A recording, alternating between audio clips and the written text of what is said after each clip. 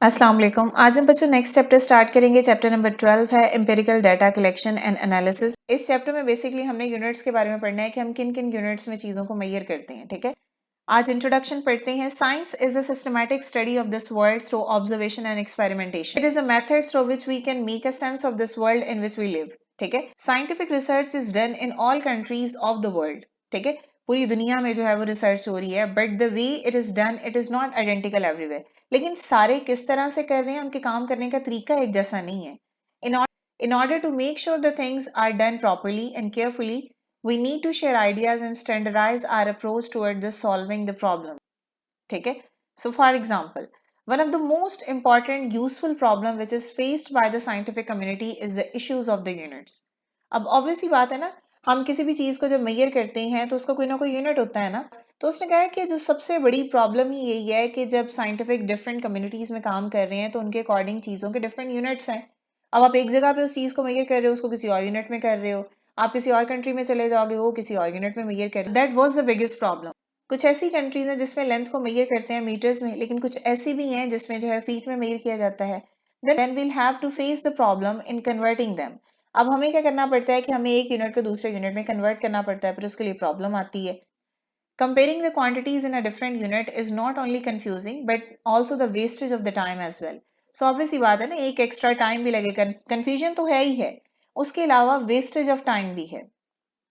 For this reason, we mention above scientists have agreed to adopt a standard and user-friendly units called SI or System International Unit. फिर इस चीज को हल करने के लिए जो है एक यूनिट बनाया गया जिसका नाम दिया गया system international unit. Things becomes a lot easier when we use these unit.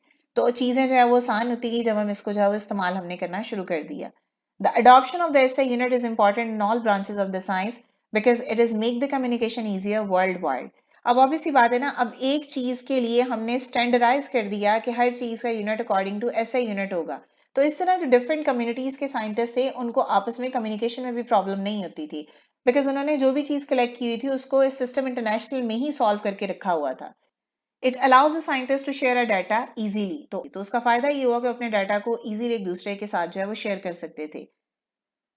The unit are prepared because they reduce the number of the conversion needed to coordinate information among the scientists. तो ऐसे unit को क्यों इस्तेमाल किया गया? Because इससे जो है वो कन्वर्जन से साइंटिस्ट बच गए। ऐसे unit use base 10 just like our number system. तो ऐसे यूनिट में उन्होंने क्या कहा, उन्होंने यूज की बेस 10 को, जैसे कि हम नंबर सिस्टम में इस्तेमाल करते हैं। So it is much easier to learn, remembering and convert these unit. अब इसको आसान था याद करना भी और इसको कन्वर्ट करना भी। These units are based on definite and precise standard. अब ये जो यूनिट्स थे वो एक डेफिनेट और एक प्रिसाइज स्टैंडर्ड पर डिपेंड करते थे, ठीक है, उस पर बेस करते थे। ऐसे unit are interrelated in such a way that one unit is derived from the other units without conversion factors. तो इसमें सिंपली ये था कि एक यूनिट को दूसरे यूनिट में कन्वर्ट कर दिया गया विदाउट एनी प्रॉब्लम।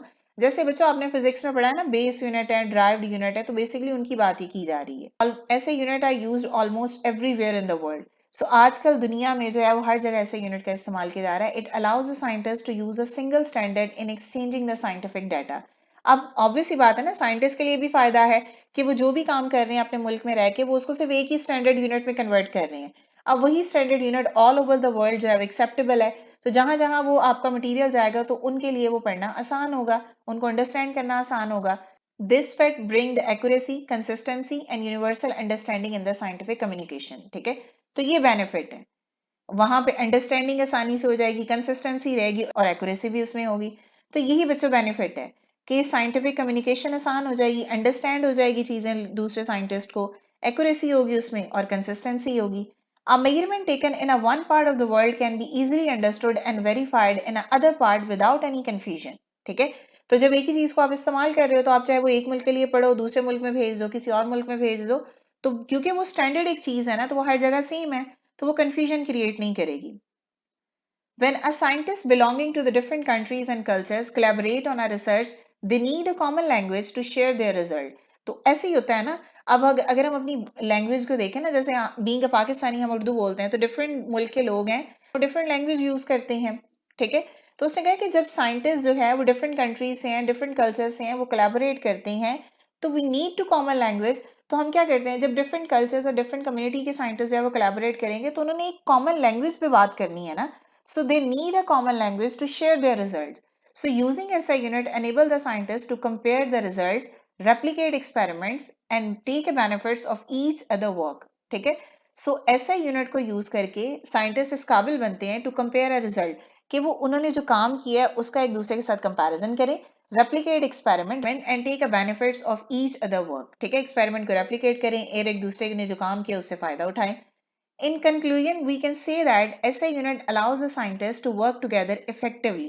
So इन सारी चीजों का हमारे पास कंक्लूजन क्या निकला कि SI यूनिट से जो है वो साइंटिस्ट इस काबिल होंगे कि वो अपने काम को एक दूसरे के साथ इफेक्टिव तरीके से शेयर कर सकें, advancing the frontiers of our knowledge, and all of this ensure the safeties, reliabilities, reproducibilities and progress. तो इन शॉर्ट ये कि जो एक कॉमन मेथड आप सेलेक्ट कर लेते हो उस कॉमन मेथड को आप हर जगह पे एक जैसा यूज करोगे तो डिफरेंट कल्चर की या डिफरेंट कम्युनिटी के जब साइंटिस्ट आके एक जगह पे कोलैबोरेट करेंगे, बात करेंगे, तो उनके लिए वहां पे बात करना, अंडरस्टैंड करना आसान होता है बिकॉज कन्वर्जन नहीं होगी कि वो अपनी कंट्री के अकॉर्डिंग उसको सॉल्व करें, हम अपनी कंट्री के अकॉर्डिंग उसको सॉल्व करें. तो हमने एक बेंचमार्क सेट कर दिया कि SI unit is a standard unit. So SI unit जो है वो एक स्टैंडर्ड यूनिट के तौर पे हमने उसको ले लिया.